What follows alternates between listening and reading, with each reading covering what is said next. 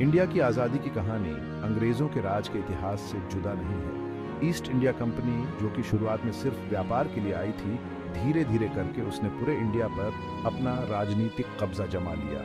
चालाकी से की गई कूटनीति और फौज की ताकत से अंग्रेजों ने इंडिया पर कब्जा तो कर लिया, लेकिन इसके साथ ही उन्होंने इंडिया के संसाधनों का शोषण और यहाँ के लोगों का दमन भी शुरू कर दिया। इसके बाद अंग्रेजों की सरकार ने ऐसी आर्थिक नीतियां बनाई जो सिर्फ ब्रिटेन को फायदा पहुंचाती थी, जिससे भारतीयों में असंतोष और भी आराच गया। अंग्रेज इंडिया को कच्चे माल के स्रोत और अपने बने हुए सामानों के बाजार के रूप में देखते थे। व्यापार के इस तरीके ने इंडिया के पुराने उद्योगों को पूरी तरह से खत्म कर दिया। जिस तरह से इंडिया को आत्मनिर्भर बनाने की बजाय उसे तोड़ा गया, उससे यहाँ गरीबी और मुसीबतें बहुत ज्यादा बाराज गई। अंग्रेजों का शासन, जिसमें ऊंच नीच और भेदभाव पहले से ही शामिल था, ने भारतीयों को उनसे और भी दूर कर दिया। विरोध के बीज बहुत पहले ही बो दिए गए थे। देश के अलग अलग हिस्सों में जिन राजाओं को उनका राजपाट छीन लिया गया था या जिन लोगों पर अत्याचार हुए थे, उन्होंने अंग्रेजों के खिलाफ कई छोटे बड़े विद्रोह किए। हालांकि ये शुरुआती विद्रोह ज्यादातर एक ही जगह तक सीमित थे और अंततः सफल नहीं हो पाए, लेकिन इन्होंने अंग्रेजों के खिलाफ आवाज उठाने की जो भावना जगाई, वही आगे चलकर आजादी की लड़ाई का आधार बनी। हालांकि ये विद्रोह अलग अलग जगहों पर हुए और अंग्रेजों ने इन्हें बड़ी बेरहमी से कुचल दिया था, लेकिन ये विद्रोह अंग्रेजों के खिलाफ विरोध का एक मजबूत प्रतीक बन गए। इन विद्रोहों ने यह दिखा दिया था कि भारतीयों के मन में विदेशी शासन के खिलाफ कितनी नफरत है, और इन्हीं विद्रोहों ने आजादी की एक ऐसी लड़ाई की नींव रखी जो आगे जाकर और भी संगठित और एकजुट होने वाली थी। 19वीं सदी में भारतीय राष्ट्रवाद का उदय हुआ। यह जागृति एक साझा पहचान के प्रति बढ़ती जागरूकता और स्वनिर्णय की लालसा से प्रेरित थी। इस बदलाव में बुद्धिजीवियों और सुधारकों ने महत्वपूर्ण भूमिका निभाई। उन्होंने पारंपरिक सामाजिक वर्गीकरण को चुनौती दी, आधुनिक शिक्षा की वकालत की और औपनिवेशिक शासन के अन्याय को उजागर किया। राजा राम मोहन रॉय, मेरा मानना है कि भारत अपनी सांस्कृतिक पहचान को बचाए रखते हुए पश्चिम से सीख सकता है। हमें सती प्रथा के उन्मूलन जैसे सामाजिक सुधारों की वकालत करनी चाहिए और पश्चिमी शिक्षा को बढ़ावा देना चाहिए। राजा राम मोहन रॉय, जिन्हें अक्सर आधुनिक भारत के जनक के रूप में जाना जाता है, इस आंदोलन में अग्रणी व्यक्ति थे। उनके प्रयासों ने एक अधिक मुखर और संगठित राष्ट्रीय आंदोलन की नींव रखी। दादा भाई नौरोजी, गोपाल कृष्ण गोखले और फिरोज शाह मेहता जैसी अन्य प्रमुख हस्तियों ने राष्ट्रवादी विचार को आगे बढ़ाया। उन्होंने ब्रिटिश शासन के तहत भारत के आर्थिक शोषण का पर्दाफाश किया और सरकार और प्रशासन में अधिक भारतीय प्रतिनिधित्व की मांग की। उनके प्रयासों, जो तर्कसंगत तर्कों और सुधार की अपीलों की विशेषता थी, ने भारत के स्वशासन के अधिकार के लिए एक मामला बनाने में मदद की। राष्ट्रवादी विचारों के प्रसार में भारतीय प्रेस का उदय महत्वपूर्ण भूमिका निभाई। विभिन्न क्षेत्रीय भाषाओं में प्रकाशित समाचार पत्रों और पत्रिकाओं ने आलोचनात्मक स्वरों के लिए एक मंच प्रदान किया और विविध आबादी के बीच एकता की भावना को बढ़ावा दिया। जनमत को संगठित करने और औपनिवेशिक आख्यानों को चुनौती देने के लिए प्रेस एक शक्तिशाली उपकरण बन गया।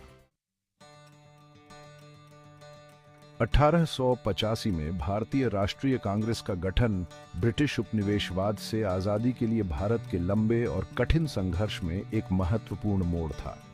एक सेवानिवृत्त ब्रिटिश प्रशासनिक अधिकारी एओ ह्यूम द्वारा स्थापित कांग्रेस ने शिक्षित भारतीयों को अपनी शिकायतों और मांगों को उठाने के लिए एक मंच प्रदान किया। इस संगठन का उद्देश्य शासकों और शासित लोगों के बीच की खाई को पाटना, बातचीत और समझौते के लिए जगह बनाना था। शुरू में कांग्रेस ने ब्रिटिश शासन के मौजूदा ढांचे के भीतर सुधारों की मांग की, ऐसे बदलावों की वकालत की जो भारतीय आबादी को लाभान्वित करे। हालांकि समय के साथ कांग्रेस धीरे धीरे पूर्ण स्वतंत्रता की वकालत करने वाली एक शक्तिशाली शक्ति के रूप में विकसित हुई, जो भारतीयों के बीच बढ़ते असंतोष को दर्शाती है। शुरुआती कांग्रेस नेताओं, जिन्हें अक्सर नरमपंथी कहा जाता है, का मानना था कि संवैधानिक साधनों के माध्यम से स्वशासन प्राप्त किया जा सकता है। वे एक अहिंसक दृष्टिकोण के लिए प्रतिबद्ध थे। उन्हें उम्मीद थी कि वे ब्रिटिश सरकार को अपनी मांगों की वैधता के बारे में मना लेंगे। इन नेताओं ने ब्रिटिश सरकार के साथ बातचीत की विधायी परिषदों और सिविल सेवाओं में अधिक भारतीय प्रतिनिधित्व के लिए याचिका दायर की। उनका मानना था कि शासन में भागीदारी बढ़ने से भारत के लिए बेहतर नीतियां बनेंगी। दादा भाई नौरोजी और गोपाल कृष्ण गोखले जैसे नेताओं ने इस दृष्टिकोण को अपनाया, क्रमिक सुधार की वकालत करते हुए एक अधिक मुखर राष्ट्रवादी आंदोलन के लिए आधार तैयार किया। भारतीयों के बीच राजनीतिक जागरूकता बढ़ाने में उनके प्रयास सहायक थे। हालांकि 20वीं सदी की शुरुआत में राष्ट्रवादी नेताओं की एक नई पीढ़ी का उदय हुआ, जिन्हें अक्सर चरमपंथी या उग्रवादी कहा जाता था। ये नेता बदलाव की धीमी गति से अधीर थे और अधिक तात्कालिक और कठोर उपाय चाहते थे। बाल गंगाधर तिलक, बिपिन चंद्र पाल और लाला लाजपत राय ने इस गुट का नेतृत्व किया। वे करिश्माई नेता थे जिन्होंने आजादी के अपने जोशीले आह्वान से कई लोगों को प्रेरित किया। इन नेताओं ने पूर्ण स्वतंत्रता का तर्क दिया, अंग्रेजों के साथ सहयोग के विचार को खारिज कर दिया। उनका मानना था कि सच्ची आजादी आत्मनिर्भरता और औपनिवेशिक शासन से पूर्ण विराम के माध्यम से ही प्राप्त की जा सकती है। उन्होंने आत्मनिर्भरता, जन मोबिलाइजेशन और अपने लक्ष्यों को प्राप्त करने के लिए अधिक मुखर रणनीति के उपयोग पर जोर दिया। उनका दृष्टिकोण कई भारतीयों के साथ प्रतिध्वनित हुआ, जो नरमपंथी नेतृत्व में प्रगति की कमी से निराश थे। कांग्रेस आंतरिक बहसों और वैचारिक मतभेदों के बावजूद भारतीय आकांक्षाओं को व्यक्त करने के लिए एक महत्वपूर्ण मंच प्रदान किया। ये विचारों और रणनीतियों का एक पिघलने वाला बर्तन बन गया, जो भारतीय स्वतंत्रता आंदोलन के भीतर विविध दृष्टिकोणों को दर्शाता है। यह भविष्य के नेताओं के लिए एक प्रशिक्षण स्थल बन गया, बहस और असंतोष के लिए एक जगह और आत्मनिर्णय के लिए भारत की बढ़ती इच्छा का प्रतीक बन गया। भारत के भविष्य के कई नेता, जिन्होंने बाद में स्वतंत्रता आंदोलन में महत्वपूर्ण भूमिका निभाई, ने कांग्रेस के भीतर अपने कौशल और विचारों का सम्मान किया। आजादी के संघर्ष में अधिक टकराव वाले चरण के लिए मंच तैयार किया गया था। नरमपंथी और चरमपंथी दोनों नेताओं द्वारा रखी गई नींव अंततः स्वतंत्रता के लिए एकजुट प्रयास में परिणत होगी, जिससे अंततः भारत को ब्रिटिश शासन से मुक्ति मिलेगी। भाग 4, बंगाल विभाजित, एकता प्रज्वलित, एक उत्प्रेरक के रूप में विभाजन। 1905 में ब्रिटिश सरकार ने बढ़ते राष्ट्रवादी आंदोलन को कमजोर करने के प्रयास के रूप में बंगाल के विभाजन की घोषणा की। इस फैसले का भारतीय समाज के विभिन्न वर्गों ने तत्काल और व्यापक रूप से विरोध किया। प्रशासनिक दक्षता के लिए किए गए इस फैसले को व्यापक रूप से हिंदू और मुस्लिम समुदायों को विभाजित करने की रणनीति के रूप में देखा गया। अंग्रेजों को उम्मीद थी कि विभाजन पैदा करके वे इस क्षेत्र पर अपना नियंत्रण अधिक प्रभावी ढंग से बनाए रख सकते हैं। समृद्ध सांस्कृतिक और बौद्धिक विरासत वाला प्रांत बंगाल राष्ट्रवादी चेतना में एक प्रमुख स्थान रखता था। यह कई प्रभावशाली नेताओं और विचारकों का घर था, जिन्होंने भारतीय स्वतंत्रता आंदोलन को आकार देने में महत्वपूर्ण भूमिका निभाई। विभाजन ने पूरे भारत में व्यापक आक्रोश और प्रतिरोध को जन्म दिया। इस विभाजनकारी नीति का विरोध करने के लिए विभिन्न क्षेत्रों और समुदायों के लोग एक साथ आए। जो एक क्षेत्रीय मुद्दे के रूप में शुरू हुआ, वह जल्दी ही एक राष्ट्रीय आंदोलन में बदल गया। बंगाल के लोगों द्वारा महसूस की गई अन्याय और विश्वासघात की भावना पूरे देश के भारतीयों के साथ गूंज उठी। स्वदेशी आंदोलन ब्रिटिश वस्तुओं के बहिष्कार और भारतीय निर्मित उत्पादों को बढ़ावा देने की वकालत करते हुए गति पकड़ी। यह आंदोलन केवल आर्थिक आत्मनिर्भरता के बारे में नहीं था, बल्कि भारतीय पहचान और गौरव को पुनः प्राप्त करने के बारे में भी था।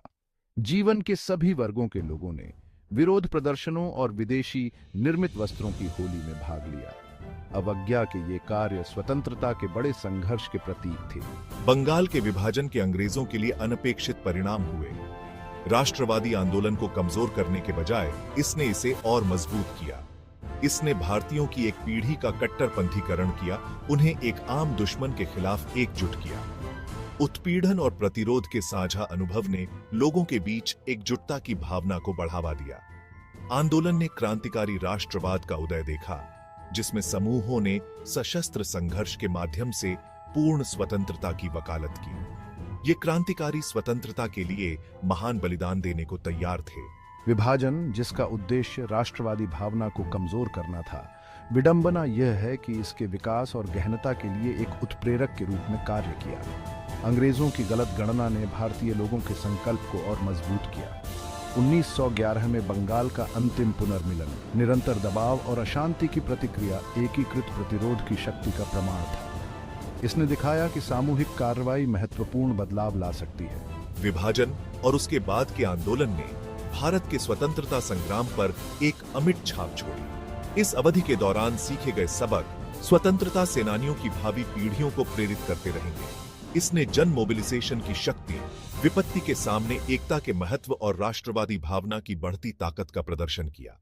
बंगाल के विभाजन के आसपास की घटनाएं भारत की स्वतंत्रता की लड़ाई के बड़े आख्यान का एक महत्वपूर्ण अध्याय थीं। भाग 5। असहयोग, गांधी का शांतिपूर्ण विरोध का दर्शन जड़ पकड़ता है। 1920 का साल महात्मा गांधी द्वारा असहयोग आंदोलन शुरू करने के साथ भारत के स्वतंत्रता संग्राम में एक महत्वपूर्ण मोड़ साबित हुआ। यह आंदोलन अहिंसक तरीकों से ब्रिटिश औपनिवेशिक शासन को चुनौती देने की दिशा में एक साहसिक और रणनीतिक कदम था। नस्लीय भेदभाव के खिलाफ सत्याग्रह या सत्य शक्ति के अपने दर्शन को सफलतापूर्वक लागू करने के बाद मैं हाल ही में दक्षिण अफ्रीका से लौटा था। दक्षिण अफ्रीका में सत्याग्रह की सफलता ने मुझे भारत में उन्हीं सिद्धांतों को लागू करने का आत्मविश्वास दिया। मैं जल्द ही भारतीय राष्ट्रवादी आंदोलन के प्रमुख नेता के रूप में उभरा। मेरा दृष्टिकोण अतीत के हिंसक विद्रोहों से अलग था। इसकी जड़ें अहिंसा और सविनय अवज्ञा की शक्ति में थीं। अहिंसा और सविनय अवज्ञा में निहित गांधी के दर्शन ने भारतीय जनता को गहराई से प्रभावित किया। उनका संदेश सरल लेकिन शक्तिशाली था। हिंसा का सहारा लिए बिना उत्पीड़न का विरोध करें।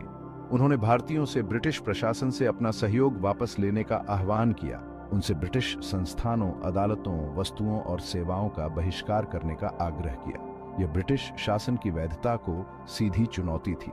इस आंदोलन में लाखों लोगों ने भाग लिया, जिसमें छात्रों और वकीलों से लेकर किसानों और मजदूरों तक ब्रिटिश शासन को अस्वीकार करने में एकजुट थे। यह एकता और सामूहिक संकल्प का उल्लेखनीय प्रदर्शन था। असहयोग आंदोलन गांधी के नेतृत्व की शक्ति और उनके अहिंसक तरीकों की प्रभावशीलता का प्रमाण था। इसने दिखाया कि शांतिपूर्ण प्रतिरोध वास्तव में एक दुर्जेय शक्ति हो सकता है। इसने जन मोबिलाइजेशन की क्षमता और स्वतंत्रता के लिए बलिदान देने के लिए जीवन के सभी वर्गों के भारतीयों की इच्छा का प्रदर्शन किया। इस आंदोलन ने विभिन्न पृष्ठभूमि के लोगों को एक साथ लाया, जो स्वतंत्रता की तलाश में एकजुट थे। आंदोलन हालांकि अंततः हिंसा की एक घटना के बाद वापस ले लिया गया, भारतीय मानस और स्वतंत्रता संग्राम के प्रक्षेप वक्र पर गहरा प्रभाव पड़ा। यह एक सीखने का अनुभव था जिसने भविष्य की रणनीतियों को आकार दिया। आंदोलन ने भारत में ब्रिटिश शासन की नींव हिला दी। इसने संगठित, शांतिपूर्ण प्रतिरोध का सामना करने पर औपनिवेशिक प्रशासन की अंतर्निहित कमजोरियों को उजागर किया। इसने शांतिपूर्ण प्रतिरोध के लिए औपनिवेशिक प्रशासन की भेद्यता को उजागर किया और भारतीय लोगों की बढ़ती ताकत और दृढ़ संकल्प का प्रदर्शन किया। अंग्रेजों को स्वशासन की भारतीय मांग की वैधता को पहचानने के लिए मजबूर होना पड़ा। असहयोग आंदोलन हालांकि अंततः स्वराज या स्वशासन के अपने तत्काल उद्देश्य को प्राप्त करने में असफल रहा, ने भविष्य के आंदोलनों का मार्ग प्रशस्त किया और भारतीय आबादी में आत्मविश्वास की गहरी भावना पैदा की। यह स्वतंत्रता की ओर लंबी यात्रा में एक महत्वपूर्ण कदम